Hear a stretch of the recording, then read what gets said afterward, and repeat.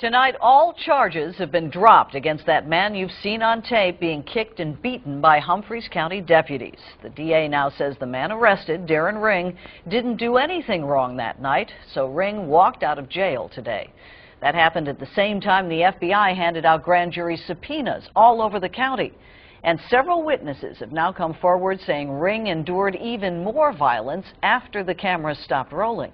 Channel 4's Dennis Ferrier broke this story last week. He's here with the newest developments tonight. Dennis? Darrin Ring stops on a Sonic on his way home to New Johnsonville. Just this morning, he was charged with aggravated assault and resisting arrest. Tonight, all charges dropped. Darrin Ring's claims he didn't commit a crime, now supported by the state. I just wasn't comfortable with what I know about the case, leaving him in jail pending a trial. Given the facts of this case. Public Defender Jake Lockert says the Humphreys County deputies and Waverly officers who beat and tasered Ring could not write an arrest report that could overcome the evidence shown on the video. He was not told that he was under arrest. He was simply taken to the ground, and after he's taken to the ground, everyone who's seen the video sees what's happened. Today, the FBI and TBI served federal grand jury subpoenas to the Humphreys County Sheriff's Department.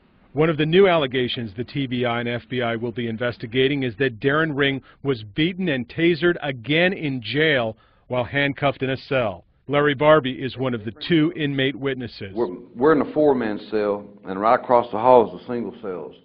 And we have a window we can see outside there. We can see in the hallway. And we heard a big commotion going on, and they bring Darrin. There were like 4 or 5 deputies. The sheriff was one of them. They got Darrin wrapped in a blanket, dragging him down the hall. He's butt naked in a blanket. Sheriff was over here, and he had his hands up on that cement bench, and he was going down on his knees on him over and over, while Deputy Tim Hedge is standing on the top of Darrin's head. After that, Barbee says a young female jailer told a Waverly police officer she had never seen anyone tased. She said, "I've never seen that. I want to see him get tased. I want to see that." Parnell goes in there and he grabs him by his head. He tells him to stand up at first, but he can't stand up because his hands are handcuffed to his feet. He can't stand up. And he keeps telling him to, and Darrin keeps saying, "I can't." So he grabs his head and he rams it into the wall, and then Kente Bell comes in behind him and tases him. Larry Barbee is in jail on charges of making meth with intent to resell. He is one of 2 inmates who made statements to the TBI and then were moved to Dickson County Jail for their own protection. I spoke with Waverly Police Chief today, David Daniel. He said, "I can't comment anything, but I can tell you this, we want total resolution. Rumors are rampant. We're cooperating. We want to send this over. Let them charge who needs to be charged."